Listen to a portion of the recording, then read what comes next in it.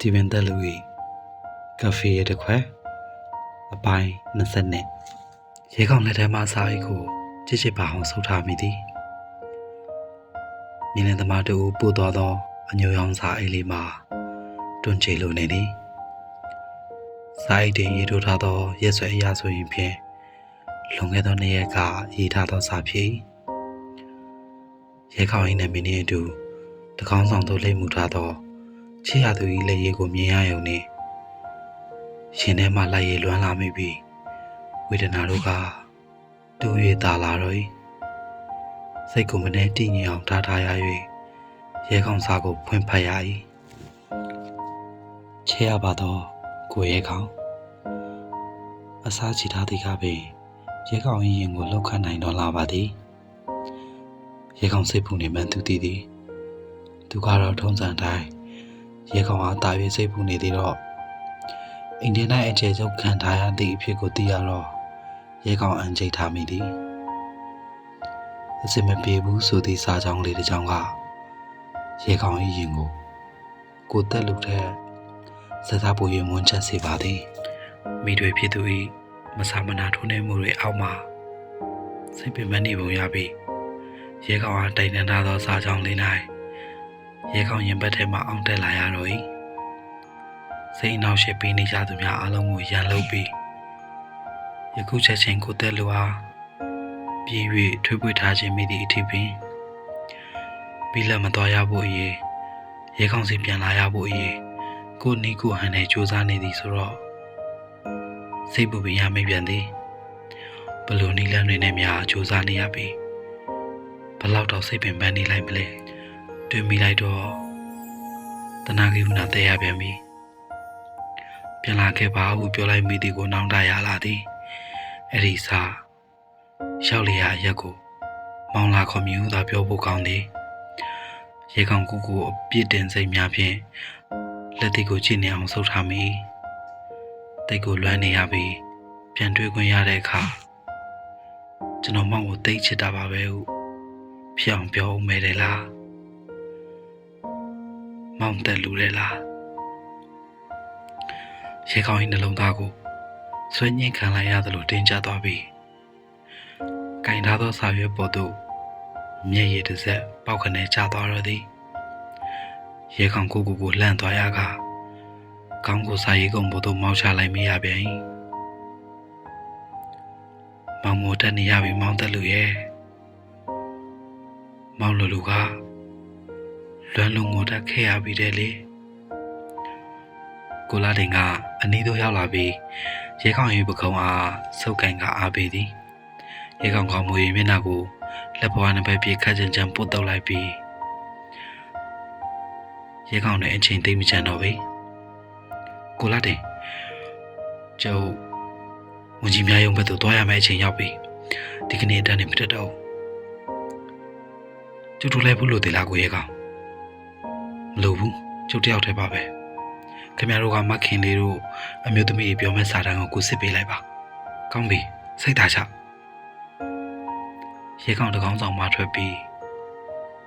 ကျောင်းတွင်ဖြတ်လန်းအတိုင်းဝင်၍ကျောင်းဘဝသို့မြင်းလန်းကားရန်လျှောက်လာခဲ့သည်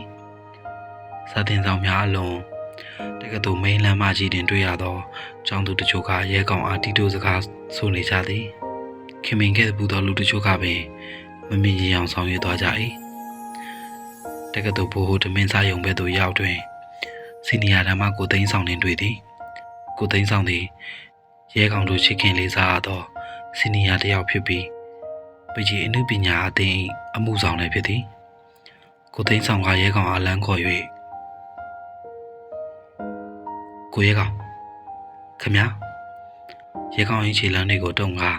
ကိုသိန်းဆောင်အားရပ်ပြီးစောင့်နေလိုက်သည်ကျောင်းသားရေးရာကော်မတီကဘာထက်ကြသေးလဲကျွန်တော်ပုံမွေးတီပါပဲကျွန်တော်ကိုမဟုတ်ကြောင်းရှင်းလင်းဝန်ခံစေပြီးအမှုပိတ်ရှင်ပုံရပါရဲ့ခမရဲ့လူထုရှင်းလင်းပွဲကိုလက်ခံလိုက်တဲ့ကြားရဲ့ဟုတ်ပါတယ်ကိုသိန်းဆောင်ကမျက်မှောင်တစ်ချက်ကျုံသွားသည်ကျုပ်နားကြများမားလီရောသလားကျုပ်တီးတဲ့ရဲကောင်က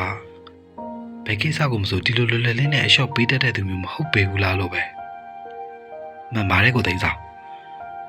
ကျွန်တော်ကခင်ဗျားသိထားတဲ့ရဲကောင်ပါပဲကျွန်တော်ဒီကိစ္စကိုလုံးဝအလျှော့မပေးပါဘူးရဲကောင်ရဲ့အဖြစ်အားကိုသိန်းဆောင်ကကျေနပ်သွားဟန်ရှိသည်ထို့နောက်ရဲကောင်ရဲ့မျက်နှာအားစစ်စစ်ကြည့်လျက်ကျုပ်တစ်ခုပဲသိချင်တယ်ကိုရဲကောင်ခင်ဗျားတစ်သက်လုံးရွေထားသလားရဲကောင်ကိုသိန်းကောင်ရဲ့အမေကိုကောင်းစွာသဘောပေါက်ပုံရသည်နောက်ဘွားရနိုင်သေးနောက်ဆက်ချင်သေးရဲ့ကိုသိန်းဆောင်ကကောင်းငိမ့်လိုက်ထို့နောက်ရဲကောင်ရဲ့ပခုံးအားတစ်ချက်ပုတ်လိုက်ပြီးခမည်းလိုလူမျိုးပါမှဖြစ်တည်လာတဲ့ဒီလိုချစ်ချင်းမျိုးဟာတကယ်အစ်စ်အမှန်ဆိုတာကျုပ်တို့ပြီးမအံ့ဩတော့ပါဘူးအဲ့ဒီနေ့ကျကျုပ်တို့ပကြီးတင်းဟာလည်းခမည်းအတွက်ရှိနေပါမယ်ရဲကောင်ရင်ထဲလိုက်၍ဝမ်းသာမိရသွားရပြန်သည်ကိုသိန်းဆောင်လိုအမှုဆောင်ကျောင်းသားတွေစီကအထောက်ပံ့သည်လဲယခုချိန်တွင်ရဲကောင်တွေအပြုဆွဲစရာကောက်ယူတဲ့မြင်ဖြစ်၏ကျေးဇူးကြီးပါရဲ့ကိုသိန်းဆောင်အား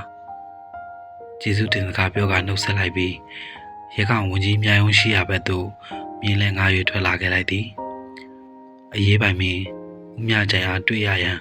မလျှော့သောဆွဲဖြင့်ကြိုးစားရပါဦးမည်ဦးမြကြိုင်သည်မော်တော်ကားနောက်ခံ၌ထိုင်၍လိုက်ပါလာပြီးဝန်ကြီးများရုံးအတွင်သို့ရောက်လျင်အဆောက်အဦဝင်ပေါင်းရှိစင်ဝင်အောက်တွင်သူတငယ်အထမှန်တွေ့ရပြန်လေသည်အသားညွညူအရာထောင်ထောင်မောင်းမောင်းနှင့်ယောက်ျားပိသားစွာပြေးပြစ်သောသူငယ်သည်ရန်ကုန်တက္ကသိုလ်ဒသနိကပေရဌာန၌ဒုတိယနှစ်ကျောင်းသားရဲကောင်မှုအမည်ရပြီးဦးမြကြိုင်တူဦးတဲ့သောသားတက်လူနှင့်ရင်ငန်နေကြသည်ဟုသိထားရ၏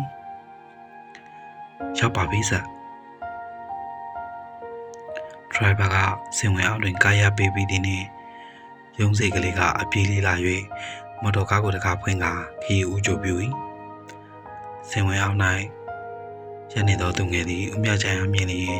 ဦးညွှင်နှုတ်ဆက်သည်မင်္ဂလာပါရေးပါမယ်ဒီကနေ့တော့ဖြင့်ကျွန်တော်ကိုစကားပြောဝင်ပြုစေလိုပါတယ်ဦးမြကြိုင်တက်ပြင်းချလိုက်မိသည်ဒီတငယ်သည်ဒီနေရာသည်စင်ဝင်အောက်၌လာရွေးရနေသည်မှာဒီကနေ့9ရက်မြောက်နေ့ပင်ရောက်ခဲ့ပြီအခါတိုင်းနေ့များ၌ဦးမြကြိုင်ကလေးလူရှုခဲ့ပြီးအလေးမထားပဲနေခဲ့သည်ကြီးသာဖြစ်၏ယခုလည်းလေးလူရှုကရုံကန်အတွင်သို့ဝင်ခဲ့ပြီးစပွဲ၌ထိုင်ကဝင်ပေါက်စီသို့ငေးကြည့်နေမိသည်ဒီကနေ့တော့ဖြင့်ဦးမြကြိုင်စဉ်းစားရပြီယမန်နေ့ညကအဖြစ်ပြတချို့သည်ခေါင်းထဲ၌အစီရင်ပြန်ပေါ်လာကြပြီးဦးမြကြိုင်များစွာစိတ်နှလုံးမချမ်းမြေ့ပွဲရာဖြစ်ရတော့၏ယမန်နေ့ညကတက်ကြီးကောင်ကြချိန်လောက်တွင်အိမ်မကြီးတကားတော့အားဖြစ်၍အပြင်ခိုးထွက်ဟန်ပြနေသောသားဖြစ်သူတက်လူအားတင်လက်ကတားဆီးနေသည်ကိုဦးမြကြိုင်အမမတင်တွေ့ခဲ့ရသည်ကိုလာဖေပါကျွန်တော်တော့မှဖြစ်မှာပါတက်လူအောင်နောက်ကိုတုံးပြီးစဉ်းစားသမ်းပါအောင်ဒီလိုလုပ်လို့တက်လူဖို့ကောင်းမှုပါတခုမှမရှိဘူးတက်လူပတ်ဝန်းကျင်မှာအချက်တခွဲအကျိုးနည်းရုံကထောင်ဝင်တန်းဝင်ဖြစ်ရလိမ့်မယ်ဒီမဲ့ကိုလက်ပြောတဲ့သတင်းတွေဟာအမှန်ပဲတက်လူကျောင်းသားရေးက Miss Anna ကိုယ်တိုင်ပြောတာပဲရဲကောင်ကလူထုရှင်းလင်းပွဲမှာဒီကိစ္စမဟုတ်ကြောင်းဝန်ခံပြီးရှင်းလိုက်မယ်တက်လူခုသိပြီမလားဘလို့အရေးတွေနဲ့ပဲရှင်းလိုက်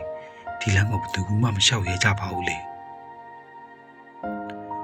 မဖြစ်နိုင်ဘူးကိုလက်ကိုရဲကောင်ဒီလိုပြောခဲ့တယ်ဆိုရင်တော့သူ့မှာအကြောင်းရှိလိမ့်မယ်ဆိုတော့ကျွန်တော်ယုံတယ်ဒီလမ်းကိုဘယ်သူမှမလျှောက်ရဲလေကျွန်တော်တို့တယောက်လျှောက်ရဲတယ်ကိုလက်စိတ်နဲ့နိုင်ရင်ဖြင့်ရိုင်းပေးလိမ့်မှာပေါ့တက်လူကိုလက်တက်လူကိုဒီလိုဖြစ်ခွင့်မပြုဘူးတက်လူဟာကိုနန်းလာမှာပဲတက်လုံးရှိနေရမှာပဲယူလိုက်လားကိုလက်တိတ်လဲအတားကြီးရပါပဲ